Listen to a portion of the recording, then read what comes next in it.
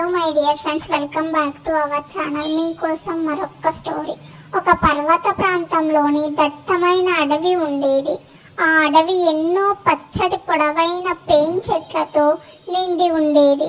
వసంతకాలం రావడంతో అడవి మరింత పచ్చగా దట్టంగా తయారయ్యింది. ఒక కోకిల ఎక్కడి నుంచి వచ్చిందో ఆ చెట్ల పైన గూడు కట్టుకొని ఉంటుంది.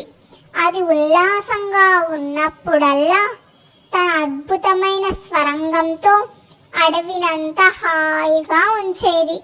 ఆకులని రాలే కాలం వచ్చింది. పేన్ చెట్లు ఆకులన్నీ రాలి అడవంతా బోసిపోయింది. కోకిల ఆకులు రాలిపోయిన ఆ చెట్లను, పచ్చదనం కోల్పోయిన తన పరిసరాలను చూసి చాలా బాధపడింది. ఒకరోజు ఉదయం అక్కడి నుంచి ఎగిరిపోయి మంచి పుష్పాలు విరబూసి ఆహ్లాదకరంగా ఉండే చోటికి వెళ్ళిపోవాలని నిర్ణయించుకుంది. అద్భుతంగా పాటలు పాడే కోకిల వెళ్ళిపోతుంటే చూసిన పేన్ చెట్లు కోకిలతో, సోదరి, ఎక్కడికి వెళ్తున్నావు? నేను పచ్చగా ఉన్నప్పుడు నీకు చోటు కల్పించాను. ఇప్పుడు నేను విహీనంగా కనిపించినంత మాత్రాన నన్ను విడిచి వెళ్తావా? మళ్ళీ వసంతకాలం రాగానే నేను పచ్చగా అవుతాను కదా అని అంది. బదులుగా కోకిల, లేదు లేదు, నేనిక్కడ ఉండలేను.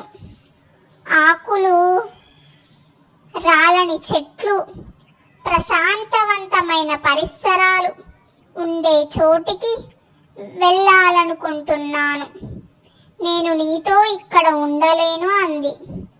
పేన్ చెట్టు ఎంత బ్రతిమాలినా వినకుండా కోకిల తన రెక్కలు విప్పి తుర్రున ఎగిరిపోయింది.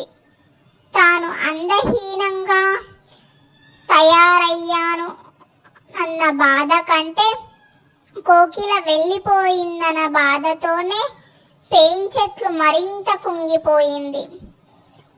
అతి చిన్నదైన కోకిల చాలా పెద్దదైన పేన్ చెట్లకు ఒక గుణపాఠం నేర్పింది. నీతి ఏంటంటే, స్వార్థపరులైన స్నేహితులను ఎన్నడూ నమ్మరాదు. ఈ స్టోరీ మీకు నచ్చినట్లయితే please do like, share, comment and subscribe my channel. Thank you.